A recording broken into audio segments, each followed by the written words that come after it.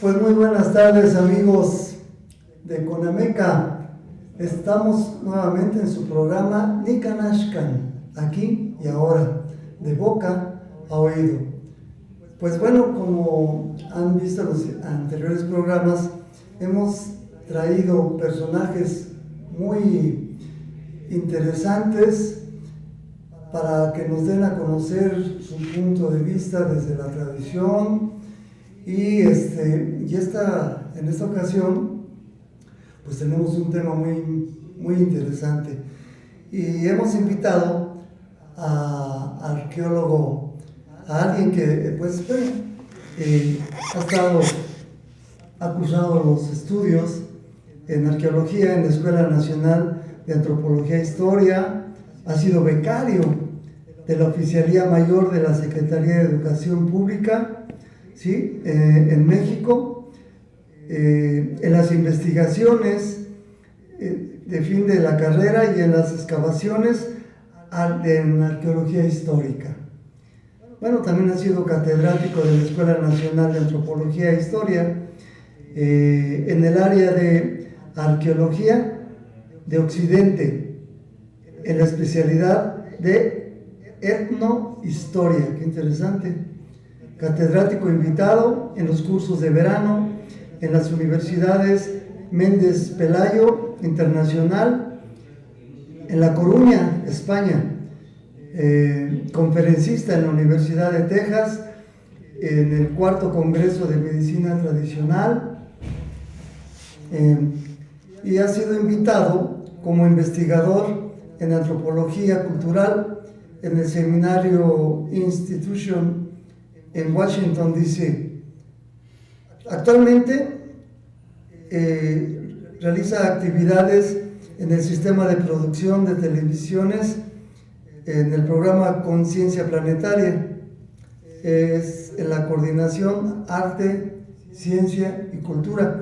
Así que es un halago, un honor y un gran acierto haber invitado a nuestro queridísimo amigo Carlos Jiménez Hidalgo. Pues es un verdadero placer saludarte, Sergio, después de tanto tiempo, amigos, y yo le agradezco mucho a Sergio que me haya dado esta oportunidad, ya que hemos estado trabajando, como él lo decía hace un momento, durante pues más de 50 años en la televisión, no solamente a nivel nacional, sino a nivel internacional, y también ha sido invitado a algunos de los programas en los que hemos participado, y ahora que pues permanentemente se hace el Día Mundial de la Madre Tierra, que ya llevamos 31 años. Sí. Ello ni siquiera la pandemia nos detuvo, excepto el año pasado.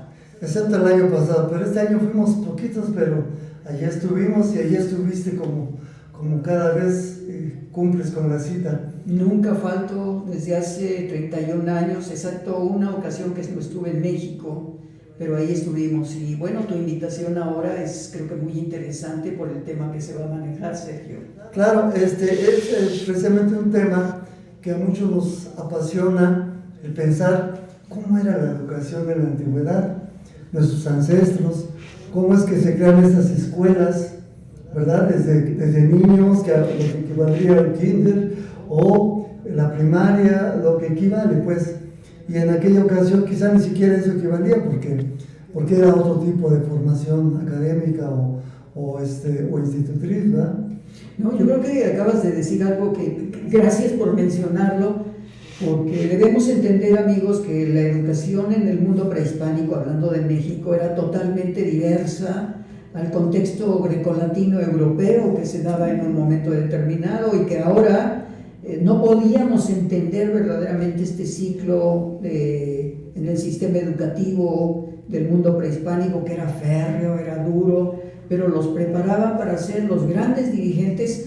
Y yo quisiera iniciar esto con Moctezuma Xocoyotzin, Moctezuma II, que le llaman, que fue uno de los más importantes guerreros de su época, porque para ser llevado a, me voy a atrever a decir en algunas cosas en náhuatl, otras en castellano, porque para llevarlo a ser el gran Tlatoani, o sea, el gran señor dirigente, Moctezuma Xocoyotzin realizó cerca de 33 conquistas para que él fuera iniciado como, lo conocemos como el último gobernante, aunque Cuauhtémoc fue así, pero él fue educado en el Calmecac y sobre todo recibió una formación muy fuerte para ser dirigente, para ser militar, para ser astrónomo, bueno, en esa época no era astronomía, sino era astrología judiciaria, que es la interpretación de las constelaciones en la vida personal, que aún todavía por ahí se maneja.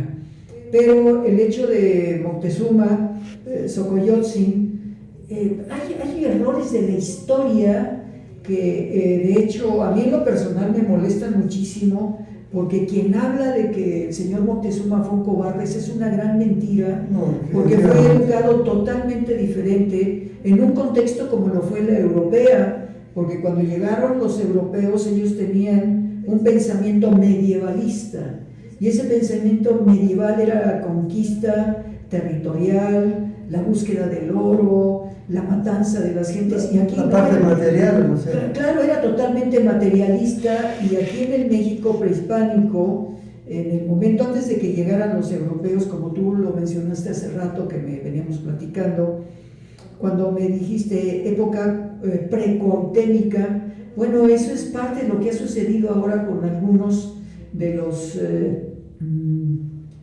costumbristas actuales que no quieren ver el contexto de la conquista, y tienen toda la razón del mundo, porque la cultura fue destruida prácticamente. Sí, y hay quien habla que no fue una conquista, que realmente fue una invasión. Claro, evidentemente.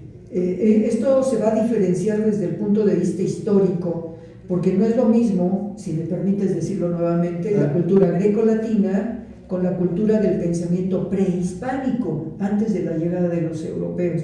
Pero aquí tenemos que centrar algo que es determinante, Sergio. En aquella época todavía muchos historiadores manejan el concepto de dioses. No, aquí en América no existía el concepto Dios, no es esa teología crística del cristiano, ¿sí? Y también hay una gran diferenciación de la cultura hebrea y la cultura musulmana. Yo respeto las religiones de una manera muy constante, pero es determinante que debemos entender que en el México prehispánico no existía, amigos, el concepto teológico de dioses. No, eran las fuerzas de la naturaleza, que los historiadores, los etnohistoriadores han estado comentando este hecho de los dioses del mundo prehispánico. Y es verdaderamente que debe de cambiarse estos conceptos. Sí, Sergio, decías. No, es muy interesante esta parte, porque efectivamente teníamos la representación de las fuerzas elementales de la naturaleza, las fuerzas cosmogónicas, en fin, todo esto no tenía nada que ver con una persona con barbita y un báculo y un Dios castigador, que si te portas mal, Dios castiga. Pero ese es también otro concepto, perdónenme amigos, porque a veces los temas tocan y así como que hay efervescencia de todo esto. Somos irreverentes, ¿sabes? En el cristianismo no hay más que una mala interpretación del Jesucristo, el hecho de que aparezca el Dios castigador. No es cierto. Debemos entender la filosofía de las religiones del mundo, no nada más de una sola o 3 religiones o 4, no. Debemos entender que siempre el hombre buscamos a través de toda la historia de la humanidad un contexto muy importante, el acercamiento a un ente que es el protector, que es el cuidador, que es el único con los que nos podemos recluir para hablar espiritualmente con esa fuerza, y digo fuerza de la naturaleza. El sistema educativo en el mundo prehispánico, Sergio, está basado en la fortaleza física del individuo para prepararlo para el futuro. Pero desde niños, ¿cómo sí, claro. ¿Cómo comienza ese caminar de los niños antes de 7 años, qué sé yo, y luego quiénes entraban al Tepuzcali, y cómo es que llegaban al Calmecac, y ¿cómo se maneja? La formación desde el punto de vista, aquí sí puedo utilizar un término que es las fuerzas de la naturaleza y llamarle teología, o sea, el concepto de esas fuerzas de la naturaleza que las van a divinizar. La formación de esos seres y esas fuerzas de energía de la naturaleza eran atribuidas al ser humano. Por eso a muchos de ellos les ponían los nombres de flor, de animales, porque es un contexto de identificación con la naturaleza. ¿Tenía que ver ahí el Tonalá y eso? ¿Cómo? Bueno, te estás adelantando, pero está bien. No, está bien. No, está bien lo que dices. Pero me refiero que la educación desde la infancia, desde que nacían, ya había ceremonias de iniciación, los bautizos, la naturaleza, sí, la siembra del nombre para ponerle el agua sagrada, por decirlo de una manera, en donde se le daba una gota de agua, se le ponía en la boca para que las palabras fueran divinas. Ah, qué bonito. Una gota de agua que se le ponía en la frente para que su pensamiento fuera limpio. Fíjate nada más, fíjense amigos, qué conceptos tan importantes en la iniciación del nacimiento de un niño. ¡Qué profundidad! Y las abuelas, las mujeres mayores, las abuelas que ahora les llamamos, eran las encargadas de decir las palabras de cómo iba a ser ese niño al futuro. Y viene la siembra del nombre que tú dices. Y esa siembra del nombre iba a ser en el caso de Cuautli, águila. El águila sabemos que es observadora, que va y caza para alimentar a sus polluelos, pero además es muy inteligente porque el águila ve a una determinada altura y por ejemplo tú tienes rostro aquilino, o sea, rostro de águila. Así mi nombre es Cuautli. Bueno, eso, o sea, navaja de obsidiana con el concepto de la visión del águila. Ese es el concepto desde un punto de vista netamente náhuatl. Bueno, pues eso es lo que tenemos que entender, pero vamos, la educación en la infancia era que eran entregados a la escuela, en el caso del Calmeca o el Telpuxcali o en el Cuicacalco, porque eran 3 escuelas, sí, las que había, pero en el Cuicacalco nos decía que era la casa de los jóvenes, donde iban a ser preparados. Y llegaban desde muy temprana edad, cuando el Estado les recogía a los niños a los 6, 7 años para formarlos. Les daban un número de tortillas en la alimentación, tenían que hacer velaciones en la noche. A las 12 de la noche iban y se bañaban con agua fría, se pintaban de negro, que era una relación con el señor del norte, con Tezcatlipoca, el señor de la oscuridad, pero no era el nigromante, no, era la noche del conocimiento, porque además en la noche tenían que observar el cielo. Fíjate qué interesante, Sergio y amigos, porque hablar de la noche era Tezcatlipoca, el señor del espejo humeante nocturno, que era la fuerza, el conocimiento de la noche, y todos se vestían de negro, se cubrían de negro para hacer Tezcatlipocas. Y hacían ejercicios con sus espejos de obsidiana, ¿no? Eso era astrología judiciaria, o sea, ver las estrellas para ellos, saber qué es lo que tenían que hacer de acuerdo a su propio siembra del nombre. Y que se decía a los 4 rumbos, pues era un ritual muy, muy bello que todavía se reproduce. Todavía tenemos muchos lugares en México y en América Latina, sí, y en el norte, hasta en Canadá se siguen haciendo estos rituales en base a que son las fuerzas de la naturaleza. Y se grita a los 4 rumbos precisamente para recapturar todas esas fuerzas que van a incidir en el centro, que ese va a ser ese nacimiento, esa siembra de esa persona. Y la verdad es que yo alguna vez he estado participando y la verdad uno queda emocionado nada menos con el jefe Jesús León. Sembramos el nombre allá en Cuauhtémoc de Ixcatiopan. Sí, y fue claro. Tremendo. La siembra del nombre de Cuauhtémoc fue verdaderamente extraordinaria, que se considera el joven abuelo, el último Tlatoani, porque él fue iniciado en Malinalco. Y allá en el barrio de los brujos, amigos, aunque el término brujo es un término medievalista europeo, podríamos traducirlo como el hombre del gran conocimiento. Exacto, eso iba. El hombre del gran conocimiento, y Cuauhtémoc lo era. Y el nombre de Cuauhtémoc es águila que desciende, o sea, es la ocultación del sol. Okay. Y eso es interesantísimo, sí, ¿cómo no? Porque precisamente, bueno, le toca a él ya en una forma como el número 12-13, Tlatoani, que gobernó el México prehispánico, nos da una respuesta.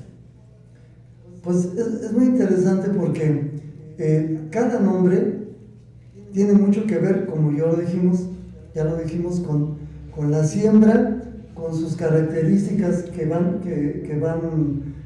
emanando a lo largo de su transcurso de su vida, y algo muy importante, con la adopción de algún tipo de animal que le va a dar la fuerza. Tú hablabas alguna vez de ese poder traslaticio que le da el emblema, el animal que le corresponde, ¿no? No sé.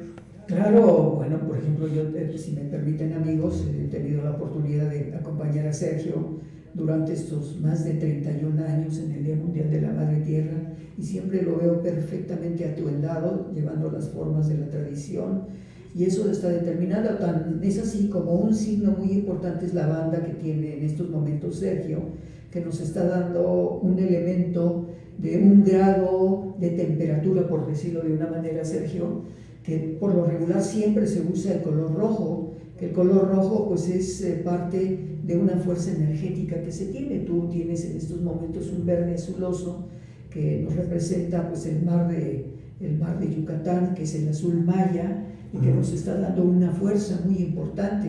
Casi todos nos podemos identificar, si me permiten decirlo, Sergio, es una colorimetría y una cromopsicología que podemos entender de cómo se viste la gente, y sobre todo cuando vemos esta ceremonia. Los invitamos para que vayan ustedes, ahora que termine un poco la pandemia, que vayan al Zócalo a ver a los danzantes. El 21 de julio, el 26 de julio, que se celebra, va a ser una gran celebración. Van a venir danzantes, guerreros de varios lugares para celebrar pues en todos lados se celebra precisamente la fundación de la ciudad. Aquí los únicos que lo han hecho son los danzantes. Sí, porque primero, bueno, tenemos por ahí un error que se cometió hace meses con el gobierno federal, de que quisieron dar la siembra adelantándose 5 años a la fundación de México Tenochtitlan, que ahí hay una serie de discusiones amigos, que hemos estado discutiendo en congresos, tanto en Iztapalapa, allá en el Huizachtepetl, que es el nombre verdadero del cerro de Iztapalapa donde está el museo, y ahí tuvimos un congreso que se discutió este evento. Parece que hay un comentario ahí. Pues vamos a seguir hablando, si te parece, en un momentito. Solamente vamos a un corte y continuamos con esta gran celebración que viene, y luego nos dices cómo es que seguimos en la educación. Y se sigue haciendo la educación. Bien. Regresamos en un minuto, amigos, no se vayan. Esto es Nican Ashkan, aquí y ahora.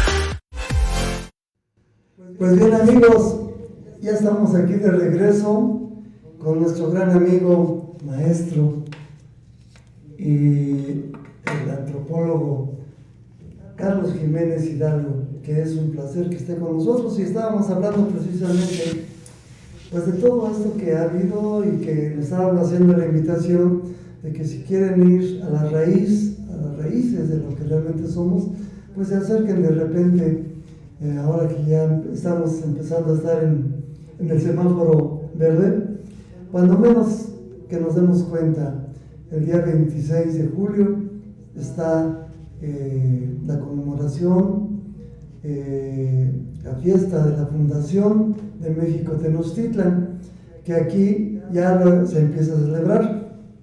Estábamos hablando de que posiblemente hay algunos ajustes que hay que hacer en las cuentas calendáricas, en fechas, pero lo importante es el hecho de que se está conmemorando esta fundación. Días antes, días después, los famosos 10 días de corrimiento, qué sé yo.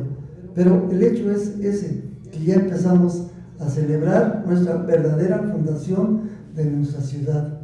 ¿Es así? Sí, claro. A mí, yo lamento de sobremanera que las autoridades de la Ciudad de México, la historia de la Ciudad de México es verdaderamente extraordinaria.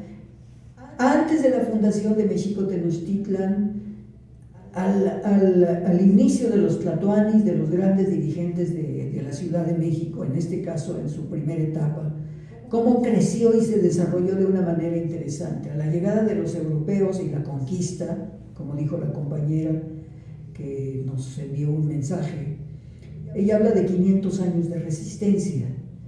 Yo creo que lo más importante que ni siquiera son los 500 años de resistencia. Después del movimiento independentista viene un cambio, pero en la colonia se establece la Real y Pontificia Ciudad de México, que además tiene uno de los elementos más interesantes, Sergio, que son precisamente el toisón de oro, el gran toisón o toisón, en donde se le declara Real Ciudad de México. Y ahora resulta que en este gobierno le cambiaron el nombre a la ciudad porque a alguien se le ocurrió, pero se les olvida que hay una legislación internacional que se llama la Carta de Venecia, en el artículo 19 de la Carta de Venecia, que debe de respetarse todo lo que sucede en la Ciudad de México. Y en cualquier parte del mundo. No se pueden derribar estatuas, no se pueden destruir culturas que se dieron en tantos años. Tan es así que el Concilio Vaticano XXII, con Juan XXIII, hubo un cambio eclesiástico, ritualístico en la religión del cristianismo. Y eso determina un cambio en las esferas que van transformando la estructura cultural del mundo. Creo que la Ciudad de México tiene un historial verdaderamente extraordinario, bellísimo, en todas sus etapas. Lo prehispánico, lo colonial, la reforma y lo contemporáneo.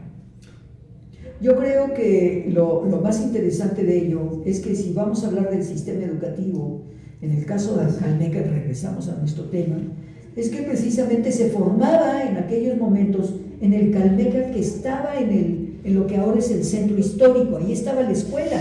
Ajá. Y donde se formaban diplomáticos, donde se formaban agrónomos, astrónomos, dirigentes, políticos, se formaban hasta espías para ir a diferentes lugares, para hacer, pero además, aunque lo voy a decir de una manera, se les enseñaba a hacer sustracciones cuando andaban en campaña, porque había que comer. Entonces les enseñaban a hacer sustractores, no voy a decir de nada, pero sí, había que alimentarse, o sea, la supervivencia de la jungla, podríamos decir, lo que hoy algunos, no hombre, el mundo prehispánico superaba hasta lo que hacen ahora actualmente en esos elementos de sobrevivencia sobrevivencia que hacen las guerras en todas partes del mundo. Hay gente que se queda 20, 30 días encerrados sin comer, y entonces les enseñaban cómo alimentarse. Yo recuerdo a un japonés que estuvo 30 años escondido en la selva después de la Segunda Guerra Mundial. Sí. Y eso fue muy interesante, pero... ¿Qué no sabía que ya había terminado la guerra? No lo sabía. Y el señor seguía combatiendo contra los Estados Unidos. Pero ahora, bueno, Estamos en digresiones porque los temas nos dan para ello. Pero a ver, antes del Calmecac había un antecedente que era el Tepuzcali, ¿es así? Bueno, el Tepuzcali eran de los barrios que había en la ciudad. ¿Cómo estaban conformados estos? Bueno, la Ciudad de México en aquella época, de acuerdo al Códice Mendocino, tenía barrios. Ajá, Había sí. 20 barrios. Y en esos, cada uno de ellos había Tepuzcali. Y esos Tepuzcali eran la casa de los Pilis. Pilis es joven, en donde se formaban estos personajes y después eran seleccionados para ir al Gran Calmecac. O sea, no llegaba cualquiera, ¿eh? No, o sea, había una selección de acuerdo, digamos, a su adelanto, a su avance, al aprovechamiento que se tuvo o a las inclinaciones que tenían, porque había otros que eran, por ejemplo, que iban para artistas. Claro, esa era la formación que se les daba en las tres escuelas. Uh-huh. O sea, el Calmecac para preparar a los inteligentes, a los hombres de gran conocimiento, por decirlo, hasta llegar a ser tlatoanis. El Calmecac, el Tepuzcali, era la casa donde se les enseñaba el arte del conocimiento de la música. ¿Y el Cuicacali? El Cuicacali tenía otra formación que eran elementos mixtos para la formación de la gente, pero todos eran expertos, ¿eh? Algunos la danza, la música, la oratoria, la poesía. Tenemos a Netzahualcóyotl, Sí, claro. el gran ingeniero, el gran arquitecto, el hombre de la sabiduría, y además que luchó contra la estructura de Azcapotzalco, que fue asesinado el padre de este personaje por Mastla, era el hijo de este hombre gobernante de Azcapotzalco. Entonces tenemos elementos muy importantes que se dan a través de la formación que se tenía, por eso tenemos O sea, había artistas, había, digamos, diplomáticos o gentes que iban para la cuestión de la administración, sí. Había comerciantes y bueno, y había guerreros. Claro, ese era el Calmecac, donde se especializaban en eso, y tenemos al Tlacotectli, que era precisamente uno de los directores del centro al interior de la escuela, del Calmecac y de las otras escuelas, saliendo del Calpulli.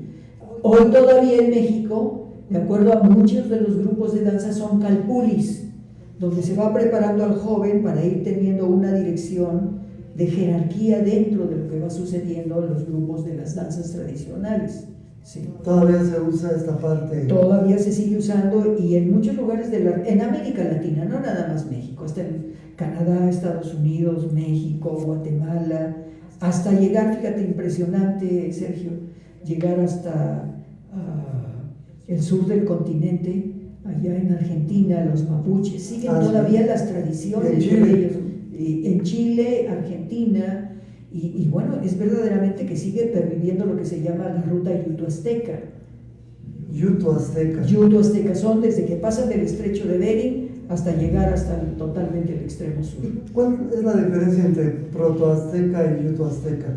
No, bueno, proto son los que se van preparando, y en el desarrollo hay varias etapas en la cultura que en la historia lo manejamos los arqueólogos y los antropólogos. O sea, porque también se hablaba del náhuatl, el protonáhuatl, el yutonáhuatl. Sí, son el proceso de evolución, porque cada uno de los grupos que pasan por el estrecho de Bering, ajá, se van estacionando en cada uno de los lugares. ¿El más purista sería cuál? ¿El protonáhuatl? Yo creo que es muy difícil decirlo, sí, Sergio, porque sí, no es lo mismo lo que hablan, por ejemplo, en el Canadá, los grupos indígenas, los grupos de Estados Unidos, que son 60 y tantas lenguas en los Estados Unidos, en el Canadá son como 25, en México tenemos como 80 y tantas, y así podríamos decir que en el continente americano hay un promedio entre 750 y 800 lenguas, y de todas ellas van haciendo de acuerdo al sistema donde van llegando, alimentario, costumbrista. Probablemente en México y en América Latina, dentro de unos 200 años, ya no se hablará el castellano tal y como lo hablamos ahora, sino se va a utilizar Se va a hablar el Spanglish. El Spanglish. Sí. No, pero si sigue este movimiento, ojalá recuperáramos el náhuatl, porque así ha habido, creo, me parece ser que en Oriente hubo un país que realmente de su lengua muerta, de tanto que empezaron a promoverla, esa lengua muerta se volvió vigente. Sí, creo que tienes razón en lo que estás diciendo, porque ya hay grupos de las danzas prehispánicas, amigos, que muchos de ellos van y hablan un poquito el náhuatl, pero no hablan. Tenemos Estados Unidos, tenemos España, Inglaterra, Francia, Holanda, Rusia. Ya ha llegado un grupo allá que está enseñando danzas, y hay también en Japón,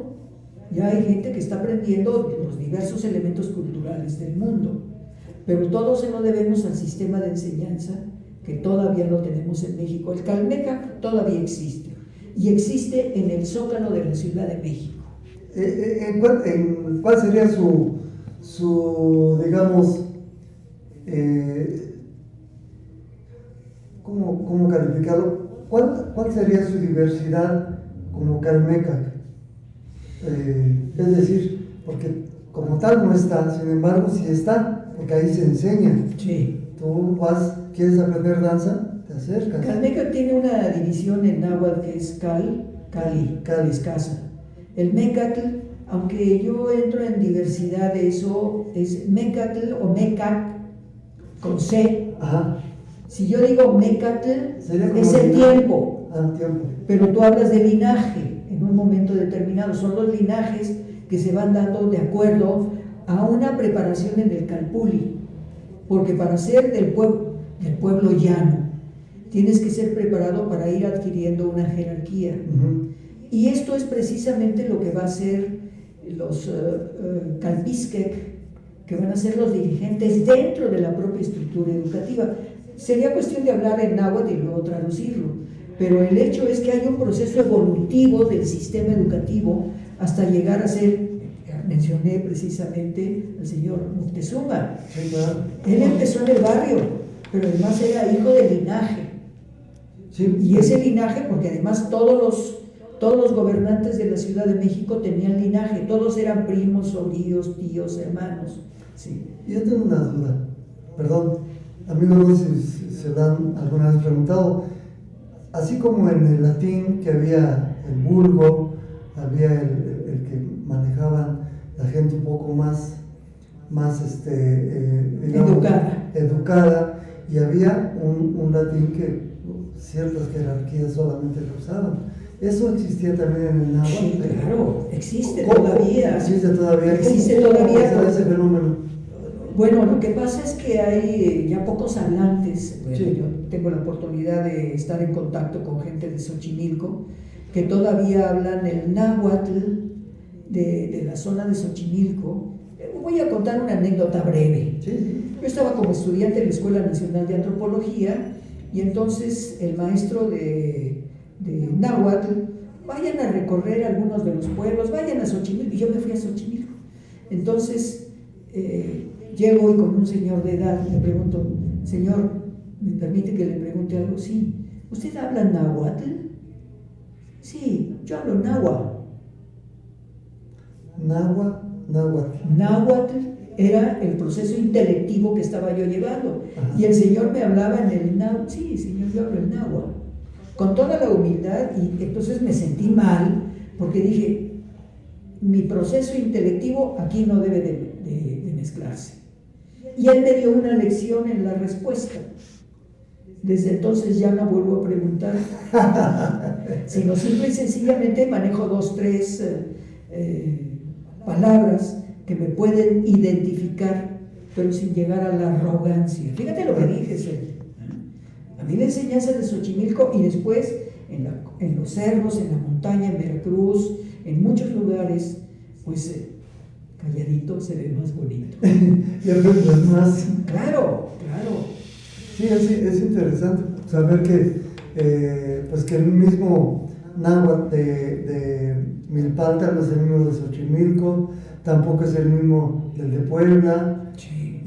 y de Hidalgo. Sin embargo, hay un Mecatl común, ¿sí? que engloba todo esto y se hace que se entienda, ¿no?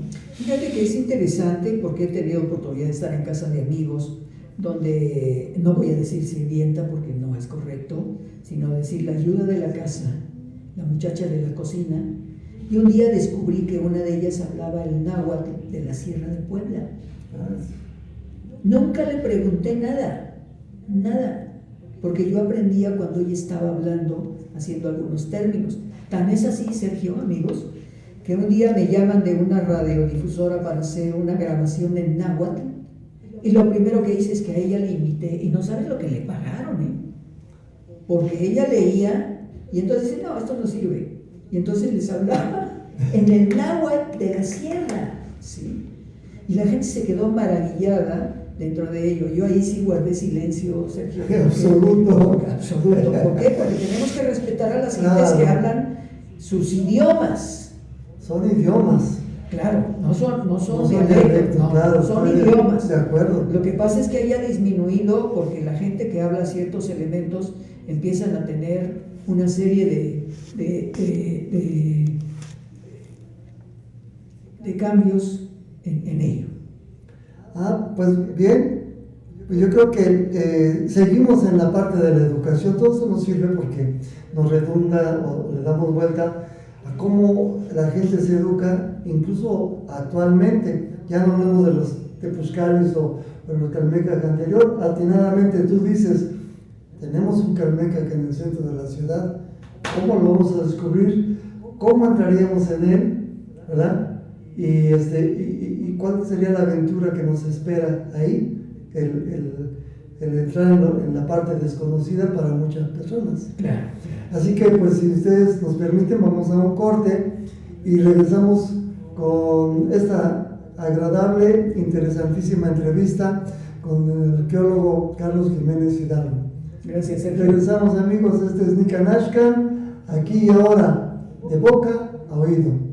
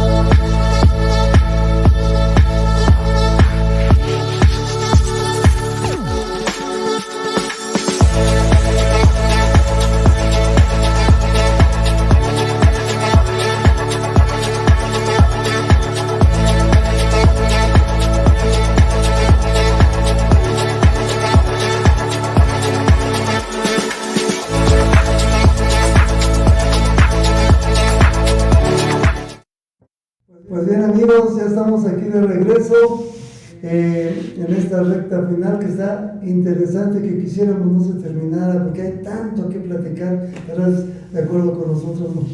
Pues lo que pasa es que falta tiempo. Falta tiempo y el tema es bastante interesante, muy profundo, pero más que todo, escuchar estas voces que pues, han sido de alguna manera guías porque son personas estudiosas que se han metido mucho en nuestra mexicanidad y que además pues, lo ven desde el punto de vista, aquí no sé si me permitas hacer esta apreciación, desde el punto de vista antropológico, que es una visión que es muy importante, muy respetable, pero tenemos la otra que no necesariamente tiene que coincidir, que es la tradición. Sí, claro. Y ahí es donde viene esa a veces hasta danza, ¿no? De que sí, que no. Los antropólogos dicen dioses, nosotros de la tradición le decimos elementos, representaciones de la naturaleza, pero es que esto lo escribieron, creo, los vencedores, ¿no? Y ahí se quedó, y ahí se estampó, y esa fue la educación que se quiso penetrar. Por el otro lado está el Mécate, o la tradición, o como decíamos hace rato, el linaje, que traen otra información de boca a oído, como lo hemos platicado, y que no necesariamente coincide. ¿Qué opinas alrededor de eso? No, yo creo que estos elementos de los que hemos estado hablando, gracias a Juan Cerón que mandó un mensaje y los que han mandado mensaje, pues yo he visto cómo Juan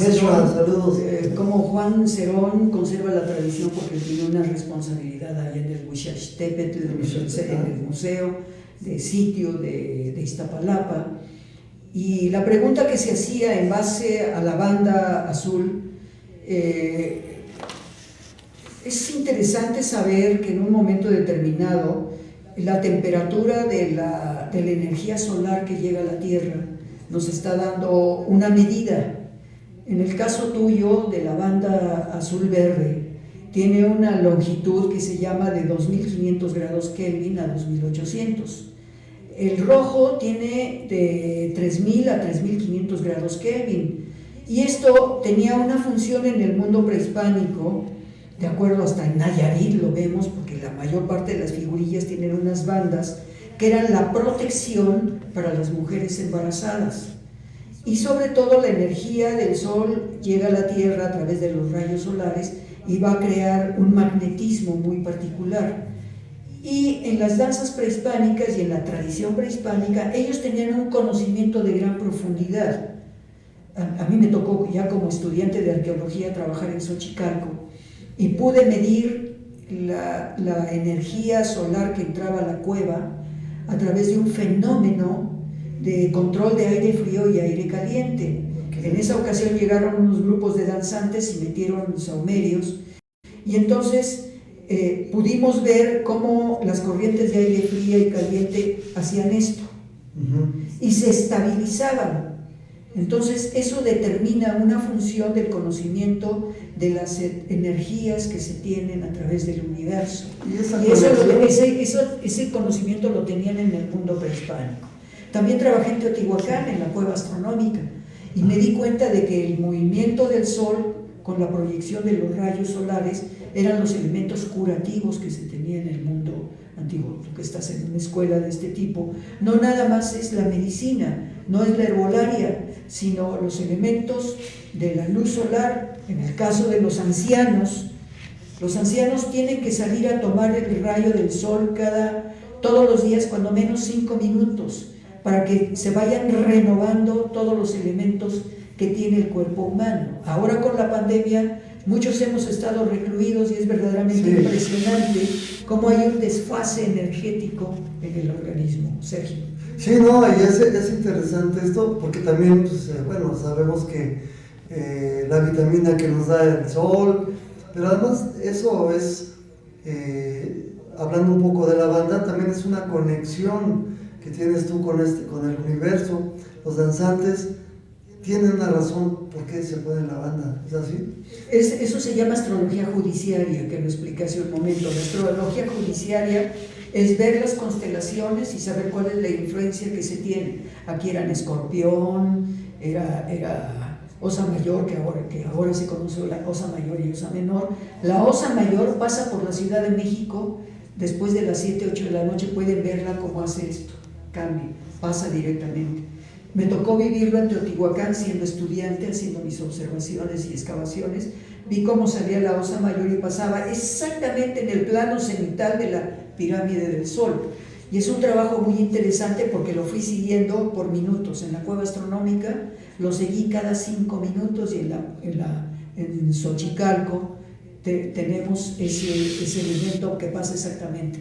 Ya cuando termine de escribir mis trabajos, se van a llevar una sorpresa de lo que eran verdaderamente como astrónomos en el mundo prehispánico. Y la forma también como estaban distribuidas las pirámides, no nada más fueron hechas así como que, ay, aquí se va a ver, no, tiene que haber una relación. Tenía una estructura, perdón que te interrumpa, una estructura por ejes. La pirámide del Sol es eso. La pirámide de la Luna es todavía el gran poder, porque fíjate qué increíble, tuve la oportunidad de estar en Washington en una festividad de la Juventud Internacional y llegaron las mapuches. Y las mapuches, como en Michoacán, las mujeres usan adornos de plata en las orejas, sus arretes de plata. Y entonces me llamó mucho la atención porque vi sus danzas y son exactamente los mismos elementos que se dan en México, que se dan en Estados Unidos, en Canadá y toda América Latina, las mapuches. El conocimiento es universal, indiscutiblemente. Claro. Y bueno, un poco ya volviendo al tema y para ir cerrando, ¿qué posibilidades ves o cómo observas esto que hablábamos hace unos momentos, cómo es que llega el Calmecac a nuestros días? Bueno, se ha conservado la tradición y es verdaderamente impresionante porque nuestras abuelas, hoy todavía podemos escuchar en muchos lugares tatita y nanita, ¿sí? Sí. Y eso es la conservación de la tradición. Yo me imagino que a tus hijos en algún momento determinado ya les estás enseñando, porque he visto, por ejemplo, ahora este Día Mundial de la Madre Tierra, de cómo muchos niños eran vestidos y llevados, acaba de pasar el Día de los Manueles, el Día de las Mulitas, y llevaban a los niños con la vestimenta tradicional. O sea que tenemos una raíz de gran profundidad en nuestras tradiciones. Es más, todavía voy a mencionar algo. Todos los días devoramos a Quetzalcóatl. ¿Sí? ¿Sabes cómo? En la mañana. En la mañana, o no es cierto, en las tardes, vamos a comer esos granos de maíz. Y esos granos de maíz nos están dando una respuesta. ¿Cómo se llama cuando vamos y le ponen crema y le ponen sí, bueno, cuando están desgranados,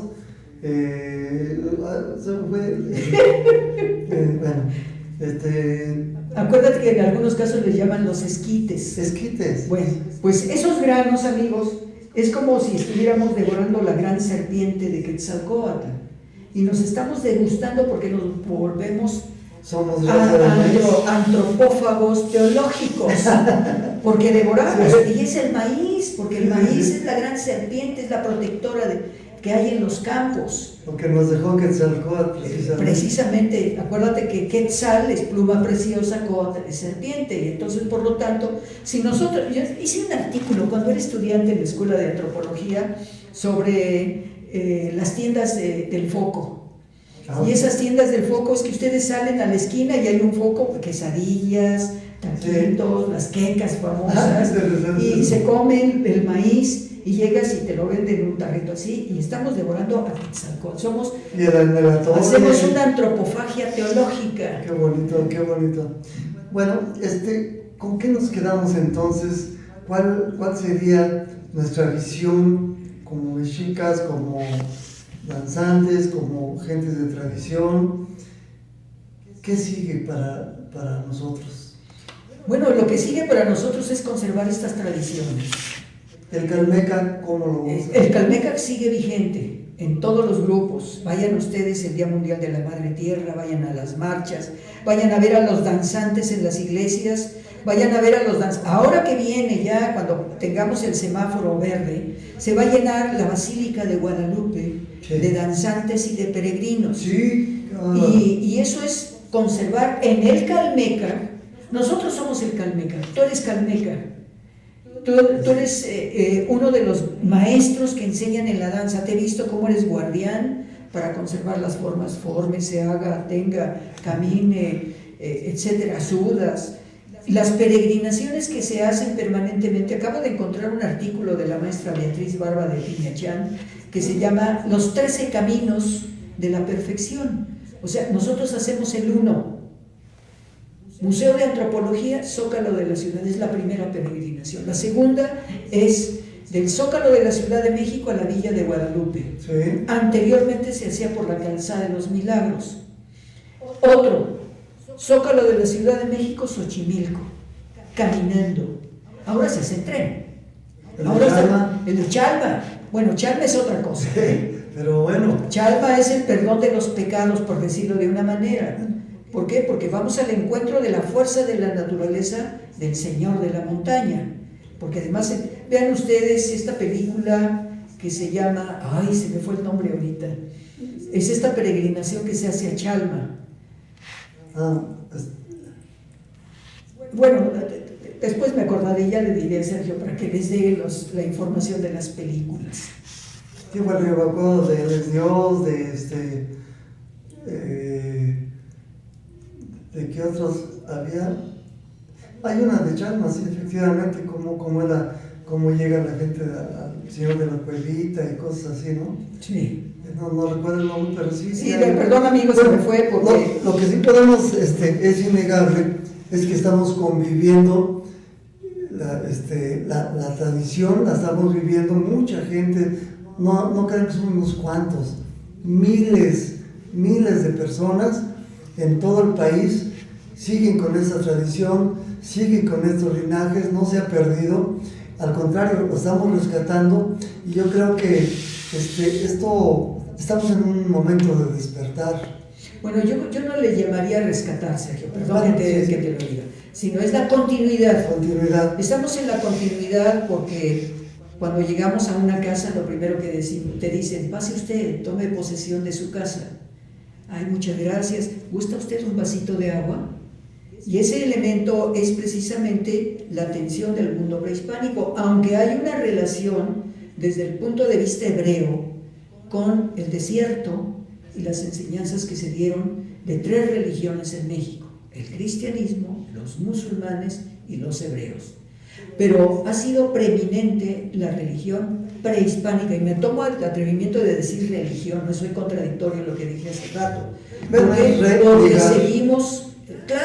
porque seguimos viviendo el mundo prehispánico, y la enseñanza del Calpulli y del Calmecac está vigente, porque aquí está un elemento como Juanito y los compañeros que nos mandaron mensajes. Muchas gracias. Entonces, bueno, pues amigos,